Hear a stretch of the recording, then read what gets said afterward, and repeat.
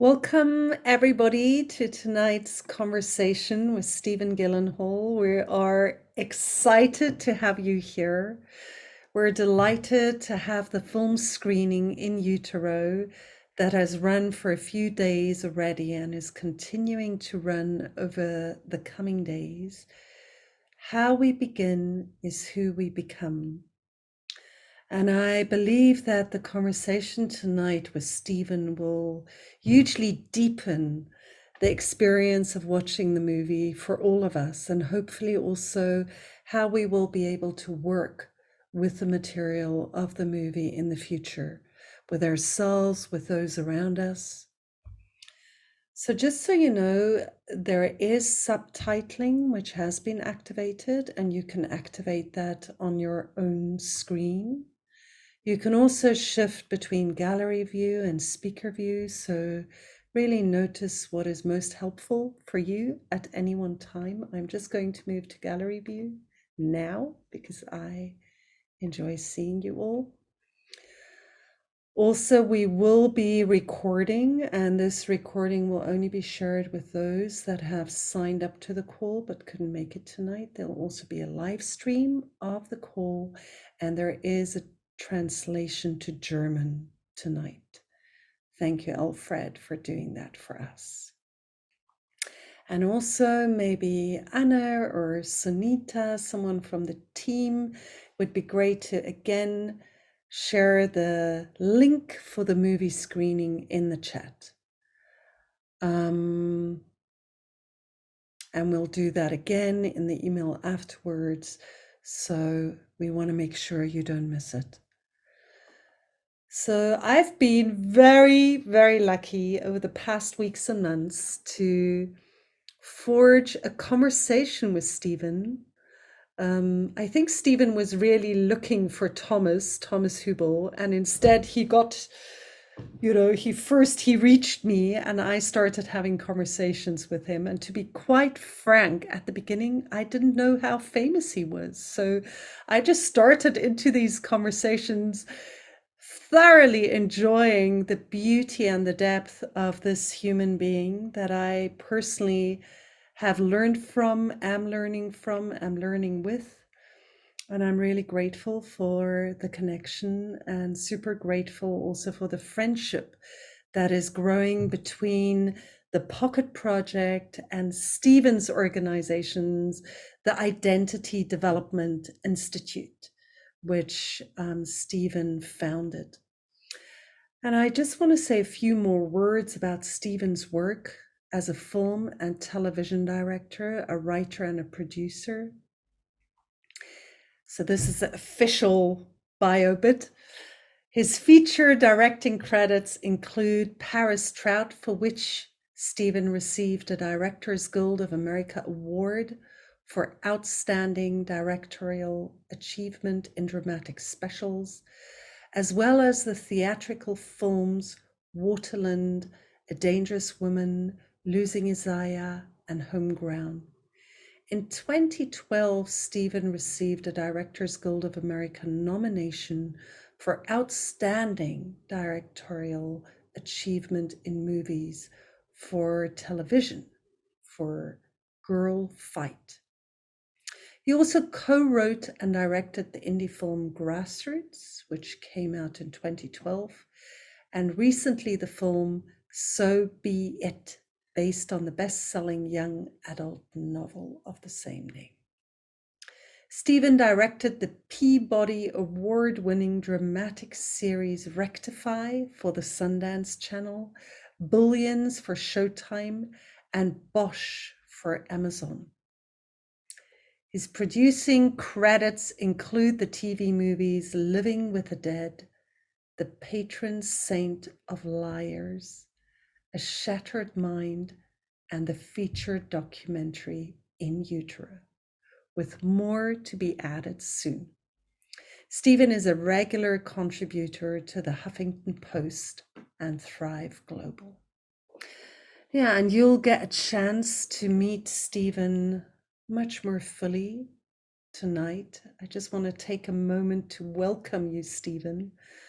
And then we'll go into a short attunement before we really go into the conversation. So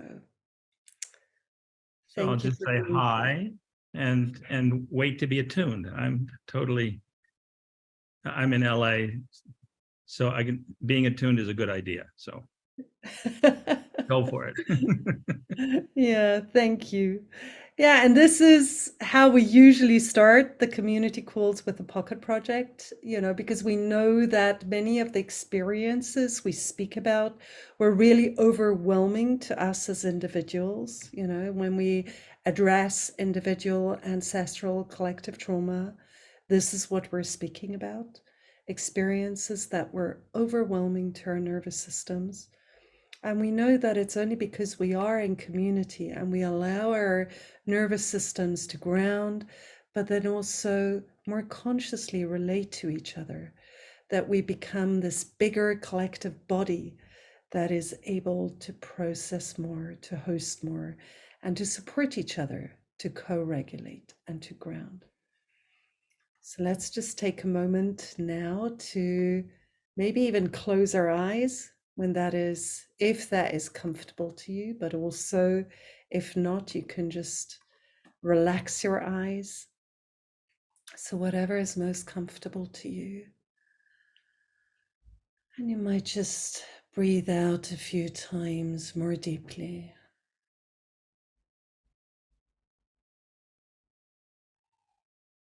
Yeah, notice what it feels like to arrive in the space together.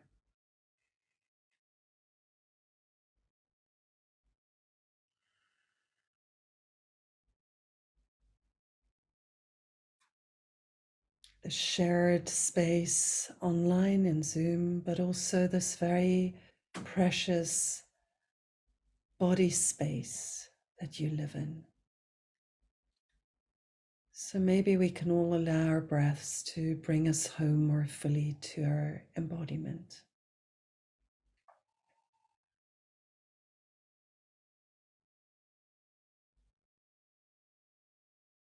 And probably all of us here are currently sitting in adult bodies.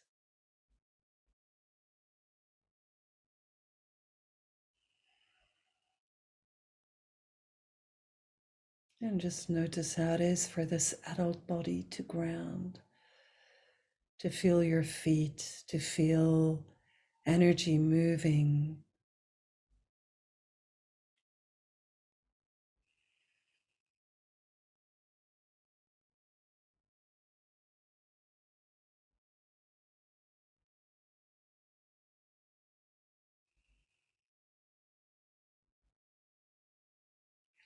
And maybe there are places in your body that would like to relax more, that would like to sink more deeply into your base, into the soles of your feet, and through your feet, connect more fully with the ground below.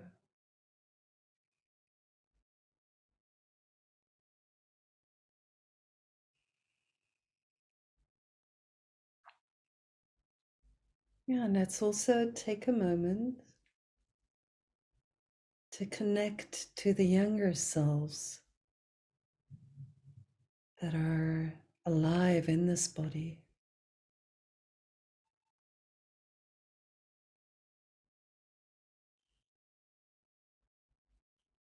Reaching out to the more fragile nervous system embodiment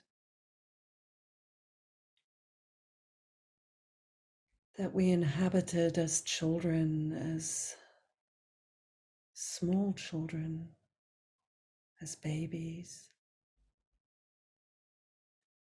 in utero.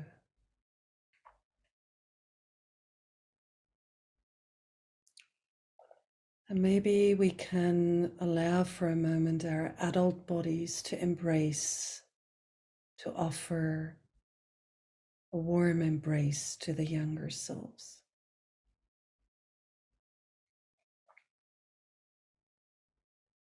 A holding space.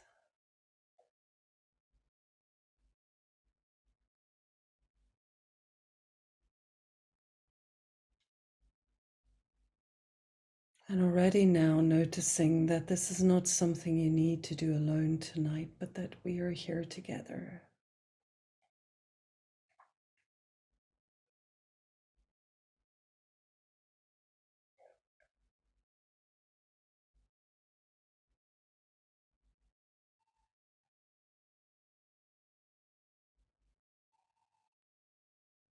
And that we can share a space of compassion and care for the young self that lives in us every day.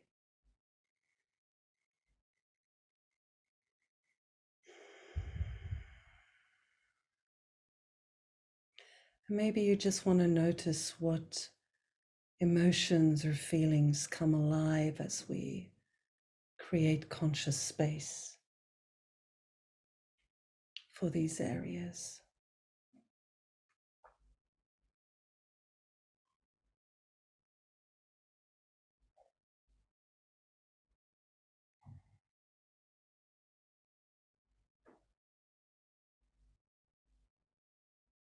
And also taking a moment to allow our brain, our space of the mind to relax more fully into the body.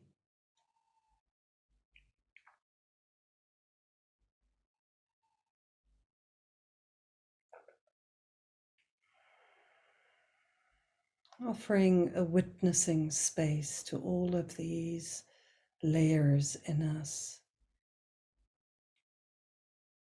physical, emotional, mental, and the roots that go back so deep.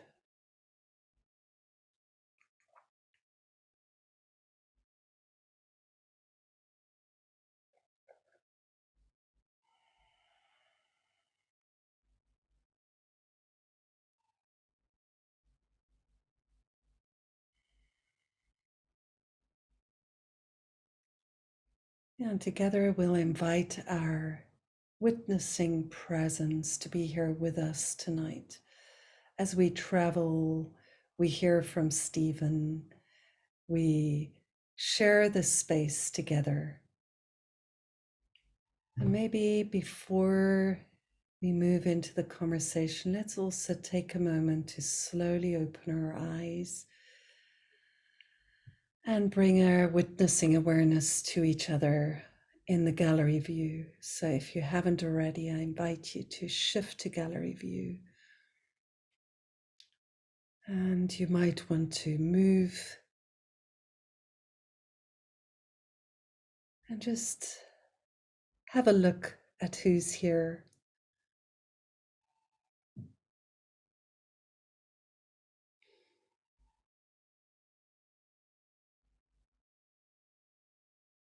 Yeah, and as we see each other, we can already sense that there's something that has been touched in us just by this welcoming of the younger parts. And as we see each other, that we see that, we welcome that in each other, that we're not just functioning adults here, but also vulnerable young beings, and that we offer space.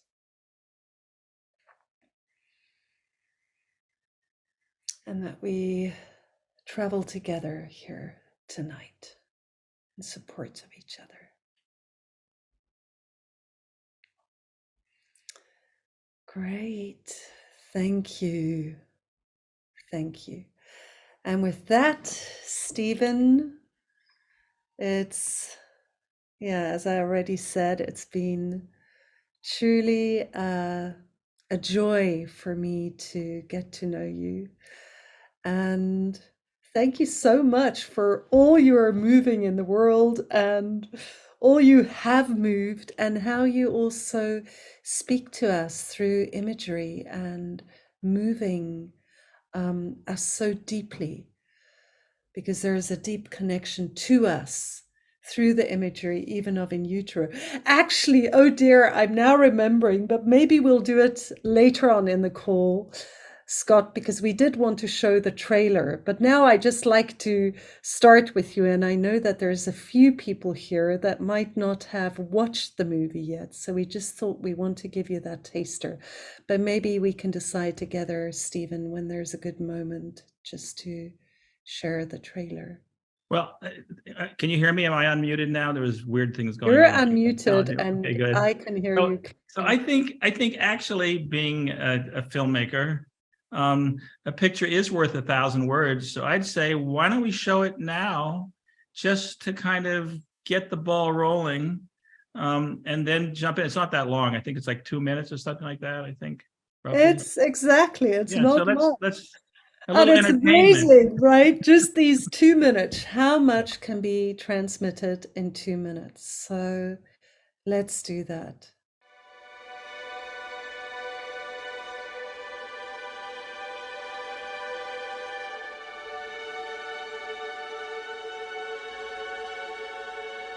Intrauterine life is not a paradise, as some people try to make us believe. This substance, which is the potential of a human being, feels every little feeling that the mother feels. We are the receiver of all the happiness and of all the difficulties of our parents.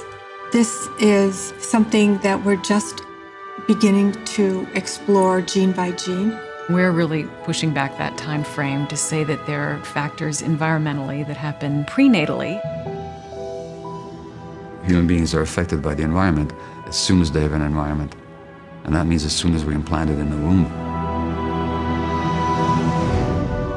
In our society, there's so much rushing. You're so busy, everything going. Fetuses of mothers who are high anxious, they're showing differences almost, we want to say, in temperament. We see reduced brain volume, reduced gray matter density. People are conceiving, carrying, and birthing children under increasingly stressed conditions.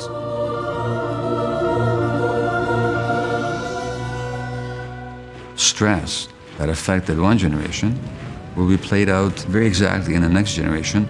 People have been through wars, famine, disasters of all sorts. When we see dysfunction in people, we're actually seeing the imprint of that early experience. An adult trauma is really a fetal trauma. And this has been the missing piece, the foundation for our whole life. When you come to a point of knowing what is the cause of all this, when you have an answer, like the door opens.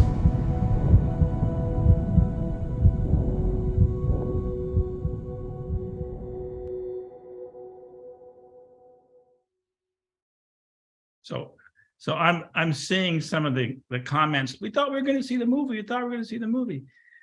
You'll be able to see the movie after this, and you were able to see it before, thanks to technology now. So now we're going to just talk about it. So even if you haven't seen the movie yet, and hopefully a good number of you have, I think it's worth it to kind of talk through what it's about in any case. And as usual, everything that can go wrong goes wrong. So for some of you who didn't see it, welcome to the real world that is also filmmaking, which is, you name it, it goes wrong. And it's sort of, you have to kind of, roll with the punches, as they say, and kind of enjoy it anyway. So I hope, even if you haven't seen it, you'll enjoy our conversation here. So. Yeah, and just to say, for us, it was so important that you all see the movie in the highest possible quality, and that is simply through screening it into your own home. So the wonderful thing about this is that you can, firstly, I really believe that the conversation will deepen your experience of the movie, but also this enables you to invite friends, partners afterwards, and really think about, who do you want to invite to watch this together? So I deeply hope that you will love the experience of deepening your experience with these possibilities. Yeah. Stephen, I wanted to start with a very obvious question. What moved you to make this movie? If I were to step back a little bit from it, I would say, at the deepest level, it was the pain that I basically experienced most of my life, pushed away, living my life.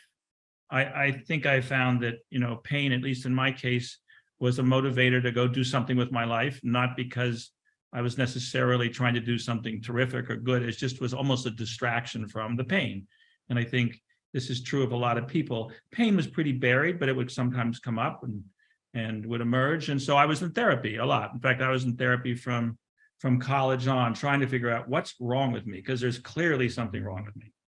Now, that went in different directions, and as therapy has gone, I think I saw 30 to 40 therapists by the time I was done. And also analysis. And my doctor, one of the doctors I had, Dr. Bernard Bale, had really been exploring through his analysis with people the impact of the in utero experience. He was a complicated guy. He's in the movie. If you've seen him, you'll have known about him. And I'm going to talk a little tough about him in ways. He was very much about the degree to which what happens to you in utero impacts you for the rest of your life. And I was working on that with dreams, et cetera, et cetera. Meanwhile, I have grown children and now 2 grandchildren. I had remarried, and Kathleen and I wanted to have a baby. I definitely loved having children and wanted to do it again. And we were having a lot of problems. And only a filmmaker would say, why don't I make a movie about this, talking to all the experts to try and figure out what's wrong? So that's what I did. It was guided by Dr. Bale's premise. The problem was he really felt he had discovered this. But as we began to dig into it, a little like the story of the steam engine, which was discovered in about the same time all around the world. It was talk about collective trauma, collective knowledge also, I think, exists. And in this case, it turned out there were many, many people who were starting to understand, it's just common sense really, that the real issues start in utero. So we started to make this film, Kathleen and I, and really began to uncover the degree to which trauma, because of course, if you have a house and everything's working except the plumbing, what you want to fix is the plumbing. So I think I want to be careful, even with this documentary now, to go, there are a lot of really positive things that happen in the womb, but there are some real problems too. And we want to address the problems but never lose track of the fact that there's something miraculous. And what I think we've discovered, and what I've discovered more since the movie, is that we are miraculous organisms. And if something goes wrong, if there's stress, or a mother, for instance, is in an earthquake or in a war or all those things while she's pregnant, if you've seen the movie, that's talked about, that the organism is evolving miraculously to survive. And I think that's maybe the most important thing for me that's emerged out of this, that I had plenty of trauma in utero, and I know about it now, because we can now go back and really start to see what happened to each of us. And that's another conversation, because this film is just really about uncovering the truth of this. And that almost everything, I think now, that comes from that period of time that's often pathologized, schizophrenia or bipolar or anxiety or depression, all can find its roots, it's just common sense, in what happened in utero. So I think that's really the good news, that we can go back, I think, now and unpack it. And the movie really started that for me, certainly. There's been a long journey since then. Does that answer anything you asked? I'm not sure. Yeah, absolutely. And I think what you were just speaking about, because the movie kind of opens up our eyes to the intricacy, the miraculousness, the beauty also of life before birth. And it's, I often feel that in this work, around working with individual, ancestral, collective trauma. It's like the one frontier that we haven't fully explored on this earth is this one of going inside. And this is like this frontier of moving into utero and seeing life before before birth. How interesting. That's an interesting before birth, coming onto earth is miraculous, you know. And I know in the movie you say that in prenatal life, every second, 50,000 new neurons are being created.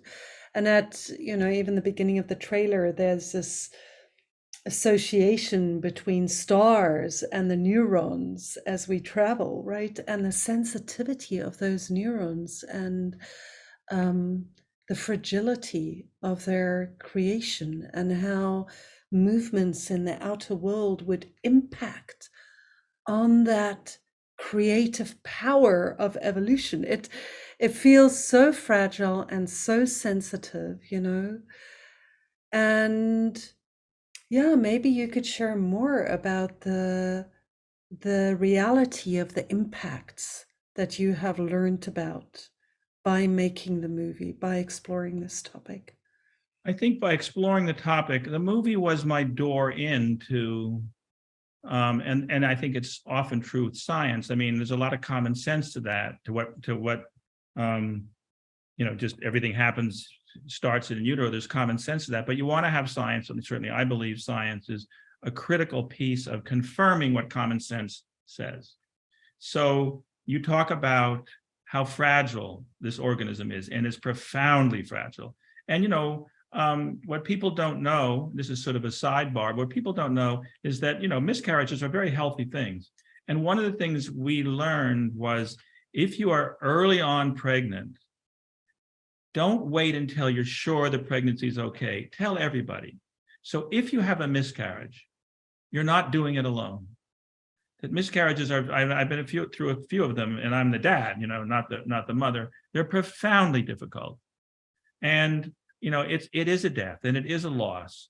And to not have opened up about it in the very beginning leaves you alone. And I think, you know, what is it that I'm not going to quote this badly, but what Gabor says is, safety is not, something is, oh, I can never remember it now.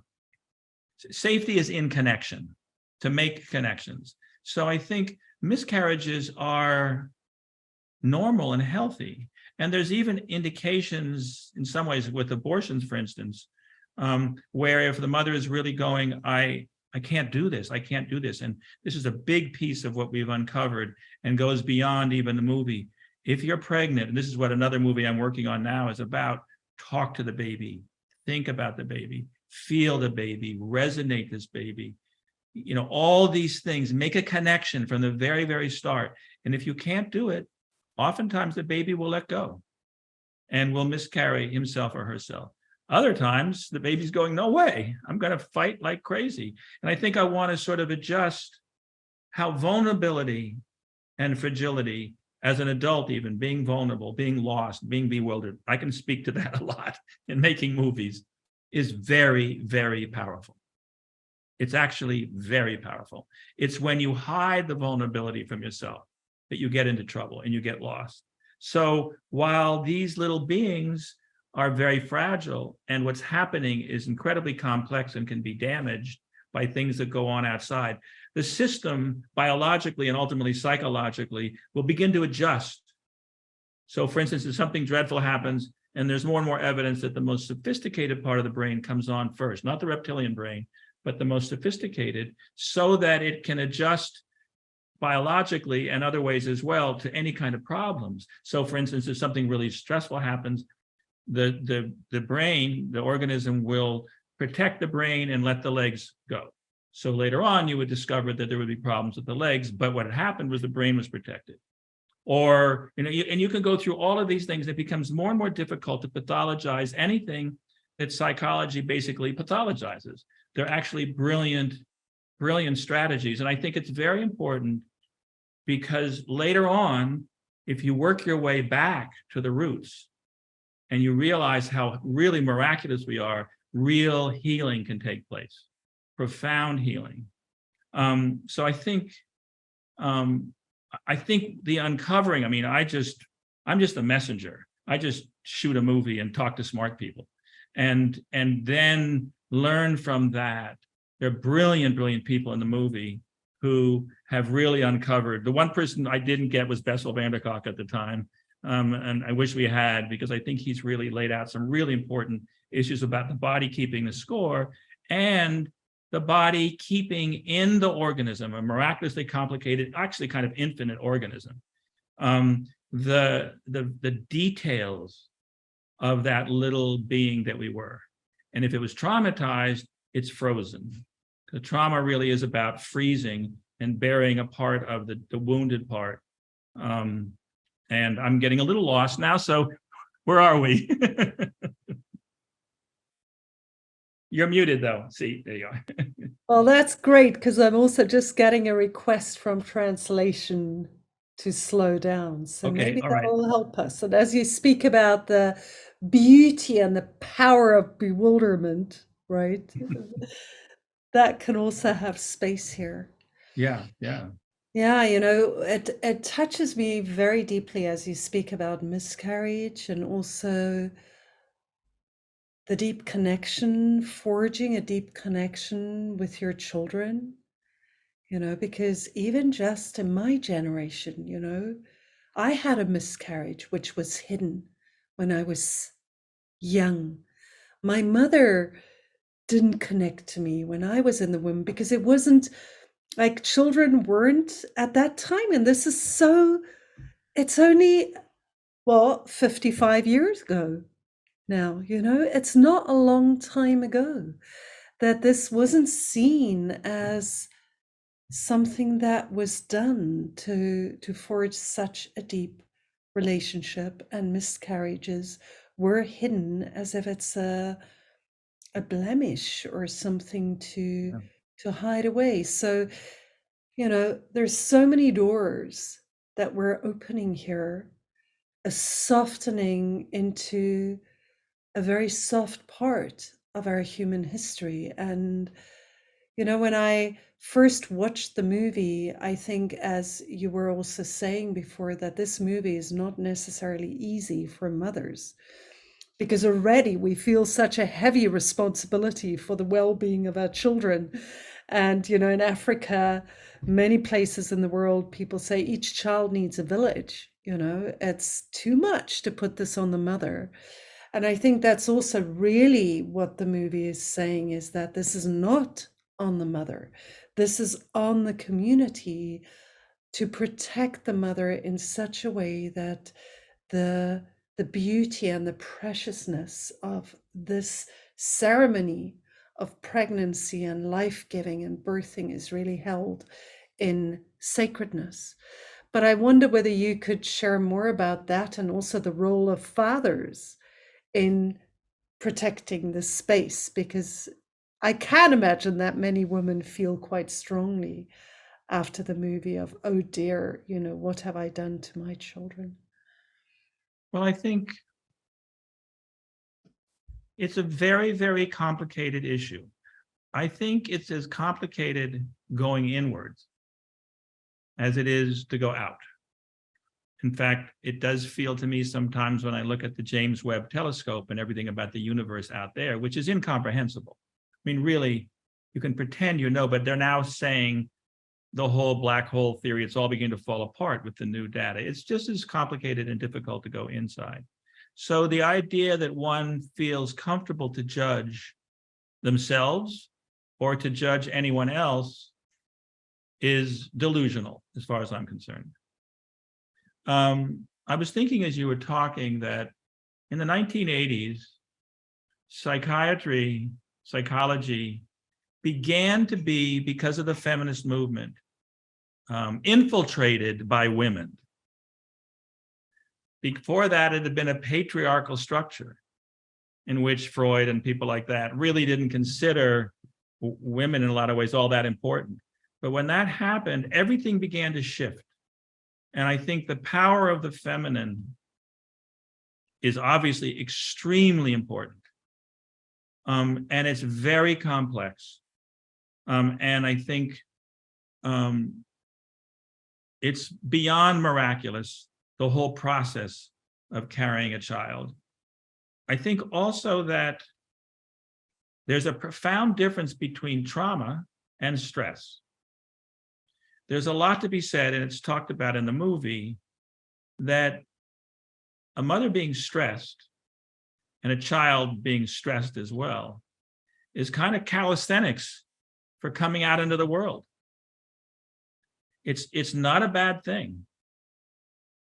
And, and even terror, which can be, from all different reasons, for all different reasons. I mean, violence in the home, drugs, alcohol, you name it, there are all these things. I think now, as a community, we're beginning to be able to address this later in life.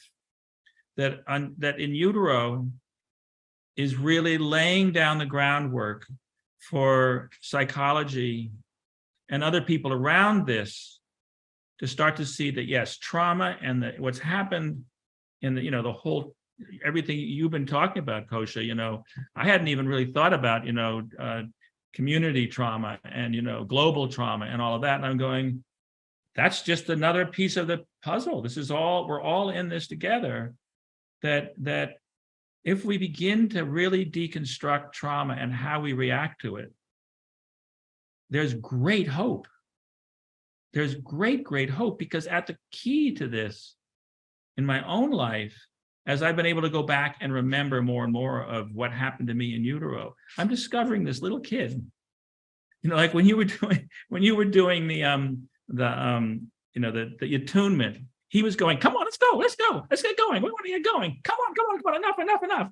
And I'm going, and I love this little kid. What are we sitting here for? Why don't we just get going with this thing?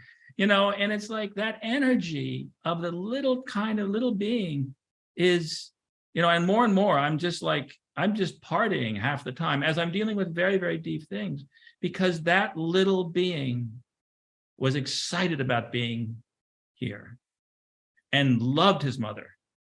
Loved her. And one of the separations that happened was my mother was not able to love me. She wasn't aware of it because the science wasn't there. She had her own problems.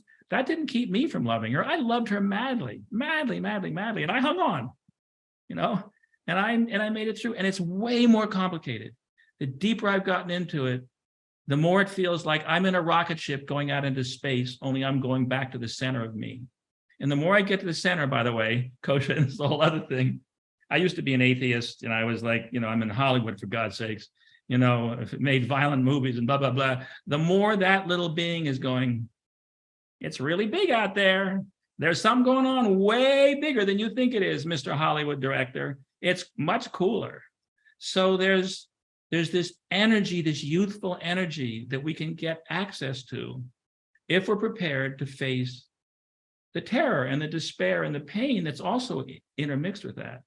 And to judge mothers after the way women have been treated through the centuries, or even to judge men, they're being, the whole thing is, let's stop the judgment thing. Let's just move forward. Because, okay, I'm going to blame my grandfather for what he did to me. But wait a minute, what was done to him? Oh, and what happened before that? And go on back. You can just go crazy trying to figure out who to blame. And I just keep coming back to the joy of getting deep inside this stuff and starting to see, oh, my mother was actually communicating with me. She didn't even know it when I was in there. And she was pretty amazing, even though she's 23 years old and a party girl. There were things going on with her that have allowed me, even though things got screwed up and she drank too much, and then later on in her life, she had big problems and things happened to her, still there were things going on in there that were so miraculous. And yet kind of like the whole universe out there is no less miraculous than what was going on in there. Okay, I went down a rabbit hole, but so it goes. Well, I went with you. So I'm in there now. I'm with your mum. I want to get to know her more, Yeah. Yeah, and there is, just as you say that, I know that one of the most amazing things for me was indeed giving birth. And it does feel in that moment as if the heavens open, at least that was my experience, and the heavens take place on earth through this sacred child. And as you share about your love for your mother, I think that the love that my children, my baby children, had for me is the one thing that opened my heart. Yeah. You know, because there was nothing like it. There was no love as innocent, as pure, as humongously total that I had ever come across. And it taught me something that I hadn't learned before in life, which is, something about the truth of love and also the connection to spirit that love carries, right? So there's a lot of that. And as you share that this is also an entrance door, that looking at life in utero and trauma in utero isn't just a journey down a rabbit hole. I mean, you have beautiful allusions to Alice in Wonderland during Sure. right? So, but that this is not just a depressed, dark, painful, but it's actually about uncovering true treasure that lies hidden in these origins of life. And, you also refer to the Matrix and Neo's journey of needing to decide, do I unplug of the formation of that, you could say intergenerational trauma that I come from that shapes me. And I wonder how it has been for you and how you see it also for the people that you work with, the kind of measurement of the pain and the joy in the journey, because they're both so strong. And sometimes I think that both just become more intense as we go deeper. But what is your experience and your sense around this? Well, I think science, which I adore, is dangerous in the present for everything that's come before, because science is going to throw that in the trash can and move on. And if you're a scientist and you're holding on to what is, you're getting in the way of what is going to be. So in the movie, I have problems with the movie now. There are issues with the movie. And as I was saying, I've sort of broken it apart now, and I'm doing little pieces. I'm doing wraparounds to sort of really try and explain it. The concept of the imprint, which is Dr. Bernard Bail, very much a patriarchal figure, and in the end, I had a lot of problems with him, is incorrect, frankly, because it sort of says the mother did this, and it's, she imprints the child. And that's not at all what happens. The mother experiences something or has experienced something, and it's in her biology.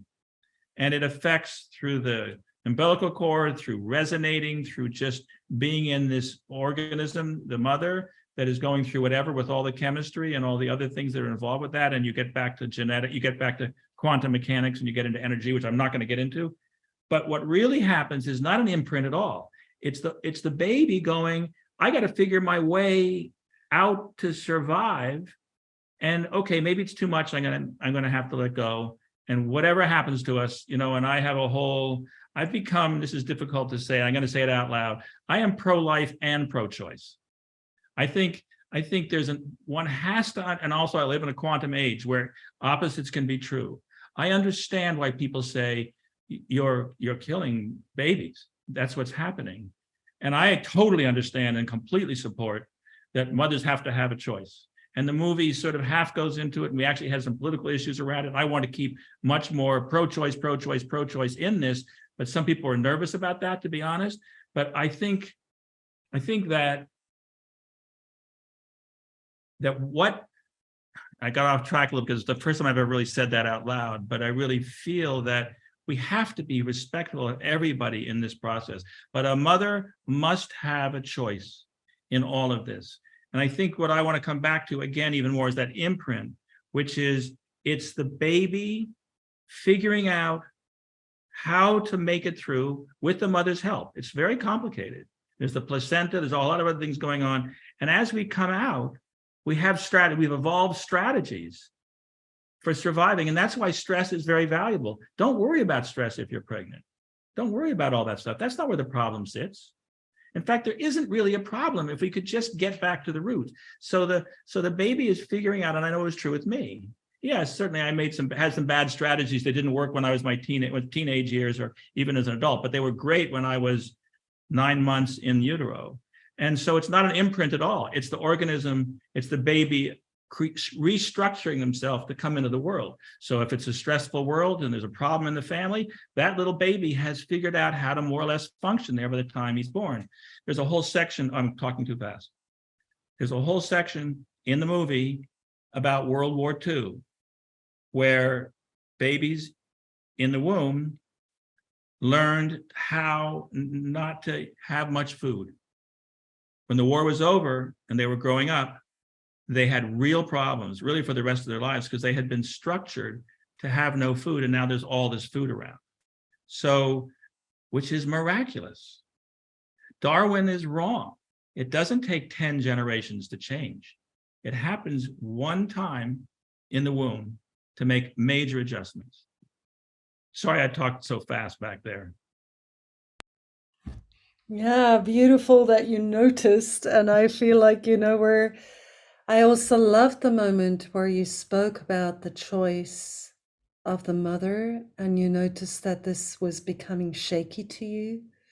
You know, that there's a part in you that became shaky and that we're allowed to feel it with you, that you're not alone here right now with that. And I think those are actually precious moments for us, because this is actually a deep question which the movie brings. And as you say, it's a question that is spoken about in the movie, but it doesn't go in depth. And it's such a huge political issue right now. In our country, of course, it's separate. It's split the country in half. What I meant to get to, and then I got a little lost, is the issue becomes the issue of a soul. If the baby, when I've had miscarriages, you go, maybe he or she will come. It was a he in one case. He'll come back next time. We even had a name for him. So right away you're going, there's a soul here. So it's part of what I think, a lot of people don't take into account. And I understand it because religion, I've had huge problems with religion in my life. But to sort of also own that the people who are right to life people, who I do respect, and I grew up with a lot of them, don't allow the other side to say, well, what about the soul? Maybe we let the baby go and they'll come back again some other time. And maybe the journey, and people have talked about this, is for them at the time was to be in a womb for a little while and then leave. Who knows? We don't know. So the level of uncertainty inside is at least equal to the uncertainty of going out into space and trying to figure out what's out there. But the documentary plants a flag, I think, a beginning flag in all that. Yeah. Yeah, and that we offer the safeguarding of women to have their own choice around sexual intercourse, which is not a given in so many countries. That should really be the beginning. And that's also, I think, what the movie leads us to, is this deeper appreciation and honoring of this time, and understanding that this is something that we as society and we as humanity could start embracing in a new way. So maybe you would like to share more about the intention, the impact of the movie, the intention you had, the impact that you see the movie having, but also where you are going with it now. Well, it's interesting. I don't think, in my journey down to that little boy who I sort of described a little bit, that little kid, and tiny, tiny, tiny, even without words sometimes, just the distress, the trauma, the darkness. And I think the movie is too dark, which is why I'm making, not too dark, it is what it is, and it's a lot of things, but I would have made it differently now, and that's why I'm doing this next movie, The Bond, but I am going to change the title. I think the title is something like The Most Important Love, because that's really right, something like that. We'll get to the title later, but I think my hope is, my mission is that mothers and fathers, and I think fathers are very important, or partners of the same sex or whatever, however anything works now, I'm kind of open to it, are there with that little being from the very start, and are speak and just sort of go, I don't know. So I'm going to just start talking. Okay, maybe they think I'm crazy. I don't care. I'm going to just see what happens. I know with my son, I have an 8-year-old now, almost 9. While he was in the womb, we used to read him about Pooh Bear, and that's been a major character for him until about a year and a half ago when he said, I don't ever want to talk about Pooh Bear again because I'm now a big kid. But for a long time, it was there, So I think I do believe, as it says at the end of the movie, as Thomas Verney says, womb ecology is world ecology. That if we are able to bring children without all the difficult challenges that now exist, but that they get to grow naturally as much as possible the way they can, and we keep working on that, that we're going to have so many Einsteins, so many cool singers, so many, so many brilliant men and women who are going to solve all the problems that we find and feel that are unsolvable. They'll be solvable. So we can then move on. I mean, this is about evolving. That's what's going on in the womb. You start with these little tiny things and you build into a whole human being. And that's what the whole species should be doing. And I'm profoundly optimistic that, in fact, one of the things about, I didn't come into movies because I wanted to change the world at all. I came into movies because I got scared shitless at parties. And I thought, if I could just become famous enough that I could walk into a party and not get freaked out, that's enough. I didn't know you could make money and also lose money, but I just thought I would be able to be cool at parties if I were a film director. Let me tell you, it didn't work. It didn't work because your resident, it didn't work. What did emerge was, oh, this is a tool that can reach millions of people. Oh, maybe I can be of value. Maybe if I listen to really smart people and I work like a long time on a movie and get it really right and I make 1,000 mistakes first, then maybe it will move other people. So that's kind of where, and that makes the little kid really happy. It's really fun. It's like really fun finding the right piece of music to put on something. It's really fun to talk to really smart people. I'm telling you, it's really, Gabor Mate, he's a really smart guy. And it was really fun talking to him. So I think I have stumbled into, and, I'm not going to go to the place that, I had a mission when I was thrown into my mom's womb. But I think, because I don't believe that's the way God, whatever she is thinking about, is about. She's really about us having the amazing, miraculous position to choose for ourselves. Why would she want to have people who would just sit down and worship her? What point is that? She can make galaxies, she can do all this stuff, but to have really live, you don't know what's going to happen with people, that seems to me to be what it's all about. So anyway, that's where I'm at this point.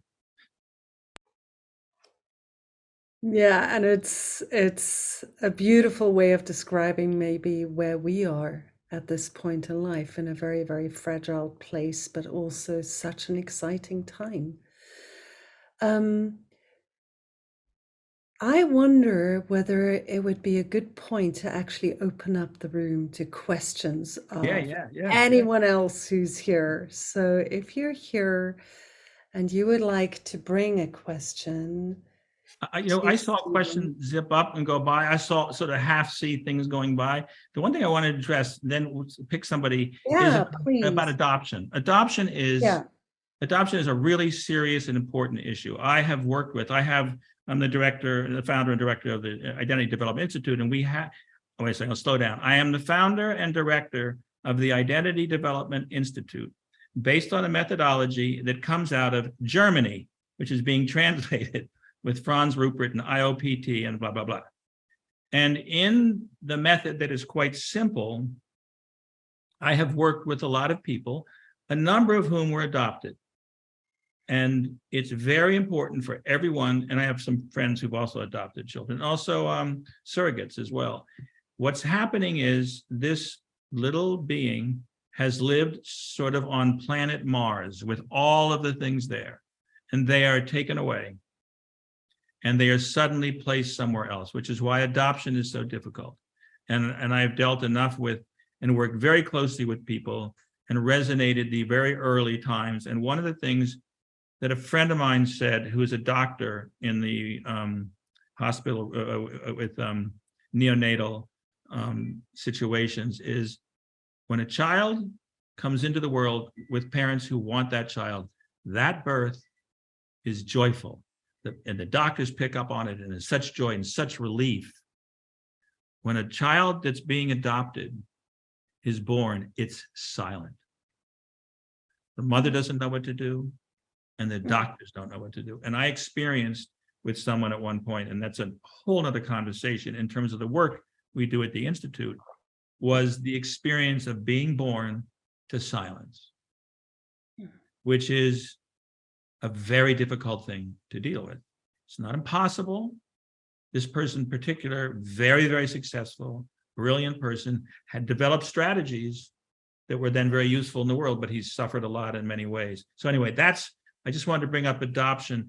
It can be addressed like everything else. It is dark and complicated, but it can be addressed.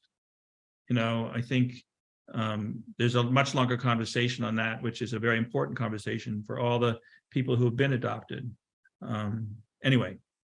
Yeah, beautiful. Thank you. So let's go with some of the questions here in the room now.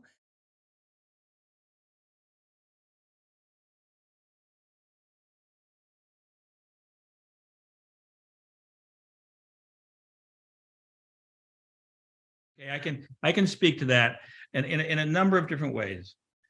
My parents were both alcoholics. My mom was also a drug addict.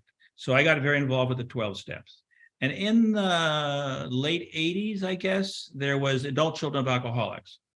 And I was very much a part of that community. It was very, very helpful for me to understand at least a part of what was causing me problems. At a certain point, they would start carrying little toys around. They said, we're adult children, and we're going to carry these little things, carry little babies around. And there was something about it would be healing. I mean, you'd be a little freaked out in the supermarket and you'd see someone walk by with a little bunny that was an adult. I finally reached the point, though, where I went, I can't do this anymore because I am not an adult child. I am an adult. I have 2 kids. I gotta make a living. I gotta function in the real world. So I kind of ultimately left it. But I think what I've come to understand, there we go. Yes, that's right. But here's the thing I would say about it.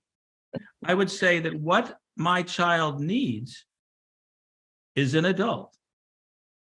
So what I feel about this is, so what would a mature, enlightened adult do with a child who is terrified, screaming and weeping? Dan Siegel actually is very helpful about some of that stuff. And he has a couple of books about it, but it's actually, and I've done the work enough with people who are in that place. And that's a whole nother conversation to maybe consider coming to the Identity Development Institute, which is online, and exploring it. But what I've learned is, as the parent part, as opposed to the little boy part, which you met earlier to some degree, I just stand by or sit by that part that's in terror. I don't say, it's not so bad, you're going to get better. What I've learned is you can't say, hey, you're going to grow up. it's all going to be fine. Because no, he hasn't really grown up. He's still there in terror. And as long as I'm just there, I mean, I wake up every night because I had some things happen to me, which I'm not going to get into now in the middle of the night, which have caused terror my whole life.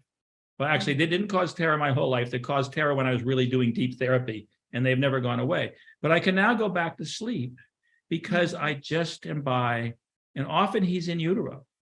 So it's, and I think the other thing is trauma appears, let's say, I don't want to go too much longer on this, but what appears to be the trauma may have happened at 3 years old or 5 years old. No, no, no. It almost invariably happened in utero. That's where the real cracks are, because that's when there's no escape. So the answer is to get back to the in utero time, which we can do in this work. And that's what really shifted things for me after all this therapy, and just sit beside, just sit as an adult going, I can't fix this, but I love you and I'm here. And you can cry all you want. You can just cry. It's a little bit like I was, this was not my major trauma, but I was also sleep. My mother let me just scream in the bed and all those things. I was the first child. After the first child, she didn't do that anymore. So I was sleep deprived. All she had to do was go in there and just, if she'd gone in, that would have been enough. I would have calmed down. So it's just being there, just a grown-up being there. I think that needs to be really worked on by people, because I think the anger of a child, first of all, the child is little, doesn't have weapons, doesn't have any of that kind of stuff, is just going, this is unjust. And I think what goes on in terms of war and all of that is a complicated perversion of many generations and many layers coming up with, yeah, I think it's somewhat what you're talking about. I think it can ultimately be resolved by us in the next 100, 200 years, working through all this stuff. I think it really is possible, but I do think it means going to the dark. I mean, one of the things I've grown aware of is it takes to go into the darkest shadows, into the deepest, darkest shadows. If they're really deep and dark, it means somewhere there's a bright sun, because you can't have the darkest shadows without somewhere there being a bright sun.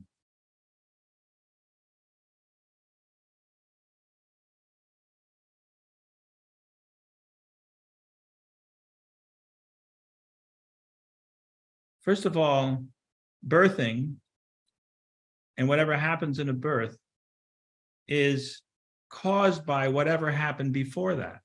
We all have sort of been programmed to believe that life happens at birth. It actually happens at conception. And that's even a complicated thing with epigenetics and transgenerational trauma and all those things. But leaving that aside, that I think the challenge is to not necessarily focus on birth, but go back even further, because that's probably where the root of the problem, or the root of the dynamic that needs to be warmed up and witnessed so it can relax and let go. So it's a little bit like trying to solve the birth or the conception trauma or the in utero trauma by dealing with something that happened teenage years. You're not going to get to it. The other thing is about collective trauma and this work. We're all one person and we're all everything. And I think more and more it just gets clearer and clearer to me. I'm dealing with the God issue a lot now, and people would be stunned 3 years ago if they heard me talking about it. I'm coming to the conclusion that the way to get the perspective of God from planet Earth, which is a third-rate planet on an eighth-rate galaxy around a meaningless sun, nonetheless, that's what we got, means that every single human being's point of view of God, and the animals too, and the plants probably, if we could put it all together, would give us an inkling of an idea of what it is that made this whole thing. So it's like collective, individual. It becomes, again, a sort of delusion to think that even exists, although it does. I mean, I know I'm an individual, but the more I do this and the deeper I go down, the more it's like, no, it's a whole lot bigger. It's collective, you know? So I think it's, and also Kosha and I have sort of become really good friends, and I'm going, I know it has something to do with collective trauma and in utero trauma. But I can't figure it out quite yet, but it's really strong and clear.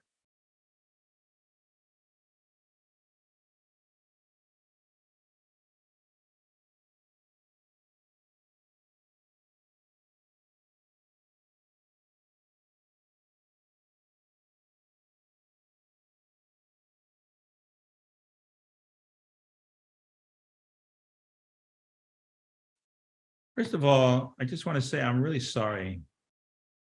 It's like, because when you say it, the problem is even more troubling than you've said, because I'm growing aware in the work we do, which is that every human being resonates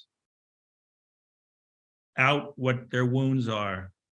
And every human being can pick up, because of quantum, because we're all energy, can pick up what's gone on to the most minute detail, I've discovered.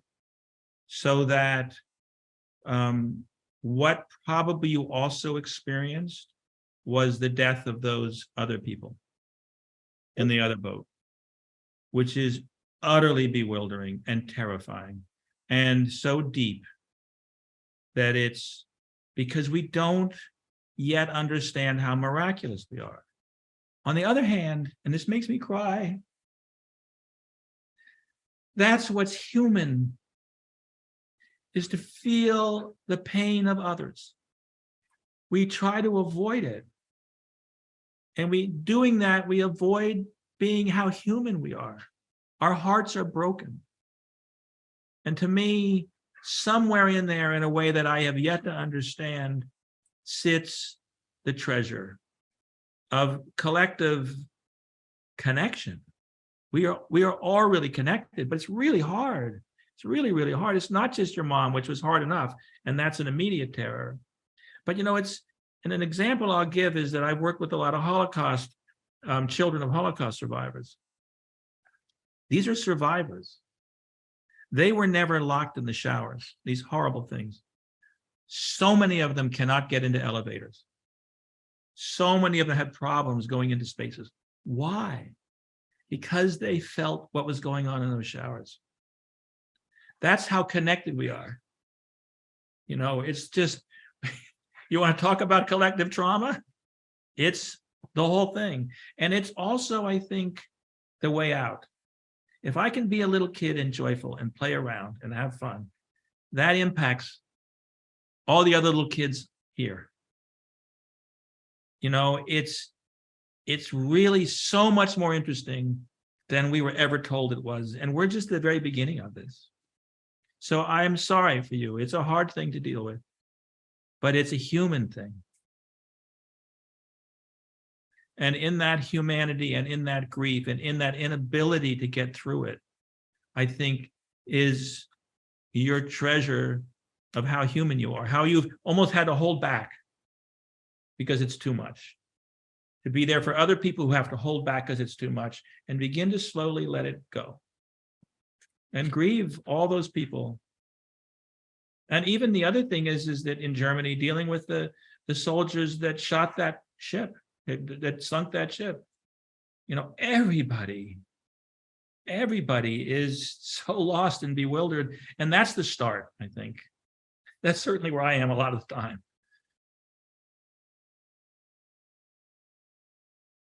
Yeah, thank you. Thanks, Stephen. You bring us back to the beauty of bewilderment. And Dawn, as Stephen was saying that, because I hear you speaking about those moments where the terror visits you and it's alive, and that you are not alone with that. I think in our society, one of the most painful things is that we hide it in the dark of the night and in our rooms, and that we find places to share this with each other, that this is a collective experience. This and it's an individual one too. It's an individual one too, I think. In the darkest night, there is a little terrified being, tiny, tiny terrified being, but there's also a grown woman. And if that grown woman can be with that little tiny part, and the two of them connect, this is what I've discovered, they'll go back to sleep. Because I used to have trouble sleeping. I don't anymore, and I have a whole connection with the maker and maintainer of the universe and me. I have a whole prayer I do now, which really comforts the child. But it's being there in the darkness of the night. It's being there with you on that ship at that moment in utero. It's possible to do. And it's been going on for generations and generations and generations. What was it like to be invaded by Napoleon? What was it like to be in the Black Plague? We're carrying all that. But I think we really may be coming with science and with common sense and with spirituality and with all those things. I am profoundly hopeful. And so is this little kid in me going, we are discovering things. We are really doing substantive work. And you're doing it right here.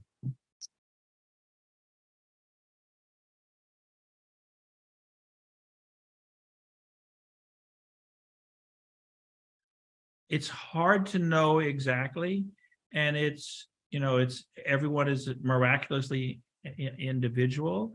I'm slightly concerned about the word recovery, because I think he is who he is. Yes. He has his own journey that he has to make and pick and choose, and I have more and more of a problem with, again, as I said before, any judgment.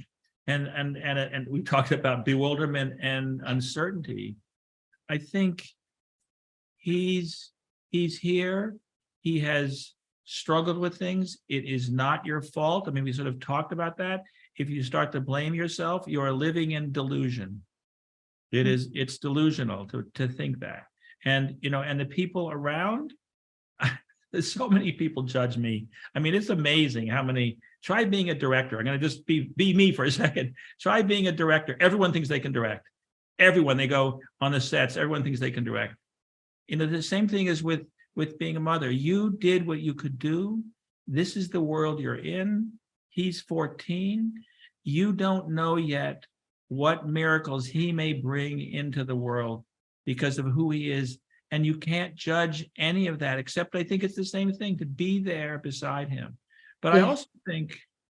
I also think coming back to the internal journey, the most important person I think here is the little you that lived in a family of trauma, and to be with her and to be there for her and for him, because the more you can be there for her, that little person, the more you're going to be able to be there for him with all the intricacies of who he is.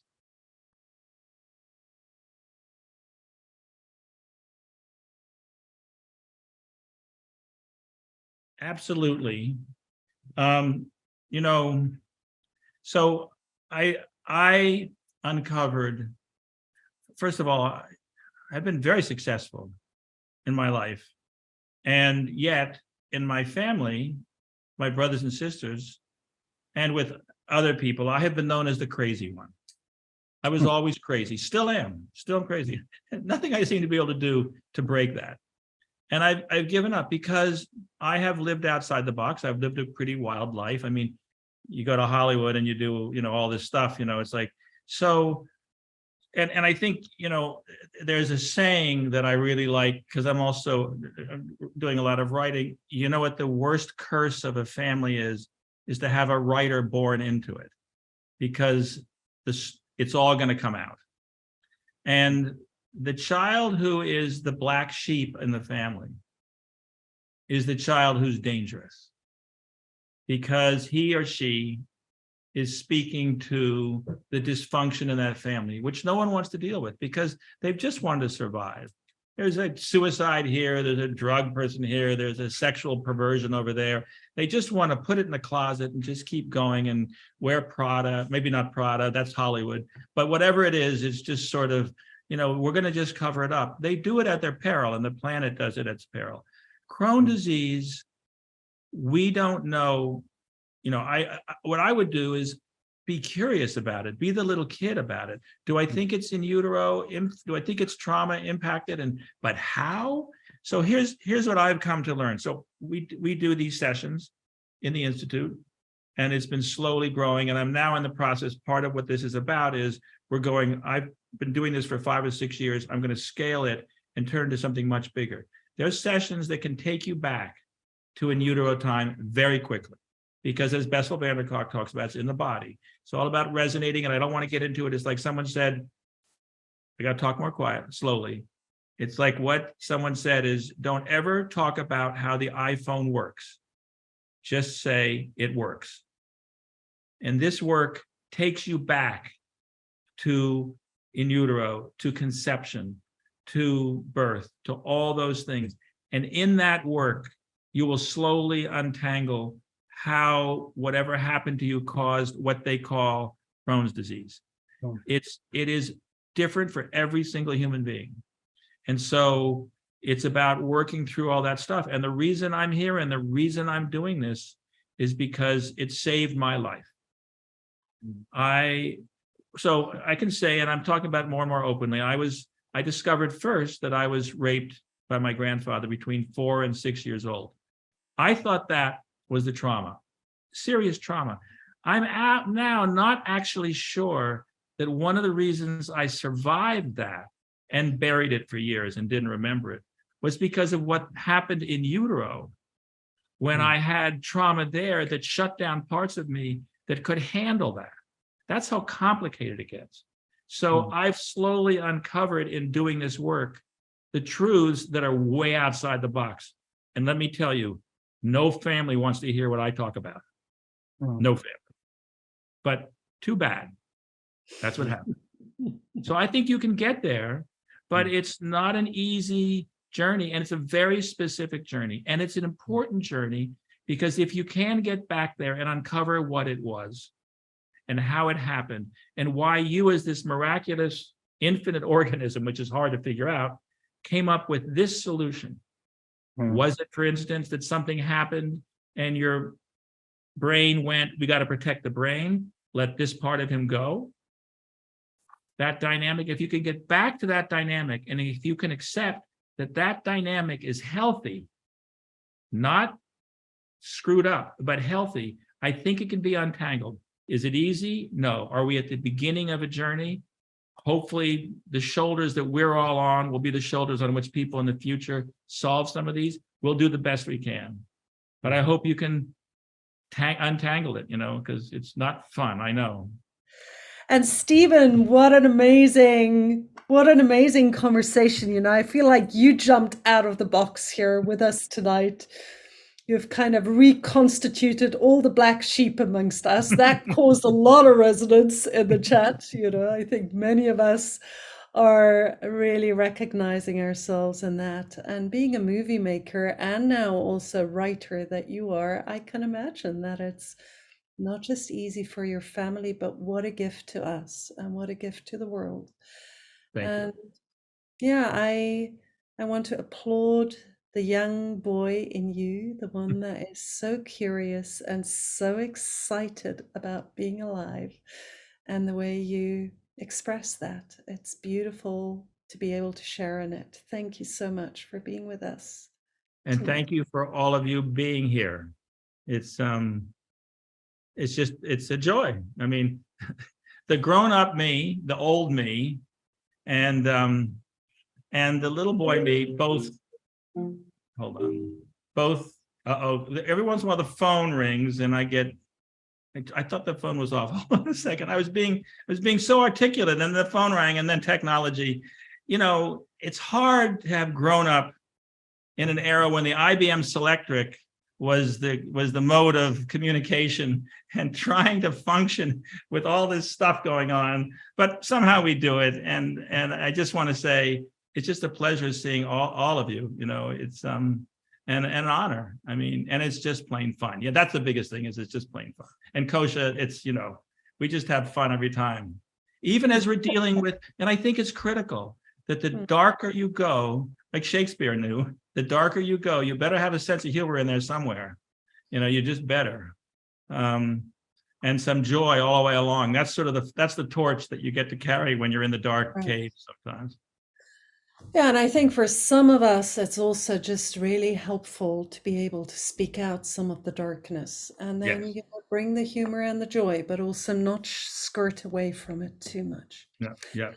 Stephen, thank you. And we'll be back. We know that you have a next movie coming out and that you're also going to work more deeply within Utero. And we would like to accompany you every step of the path and with gratitude for this friendship. Thank you. Right back at you all. Absolutely. Thank you, everybody. Thank you, Stephen, for being with us today. And we trust and pray that the seeds of this call and of the movie grow into beautiful flowers and deeper relatedness in each of you and each of us. Be well.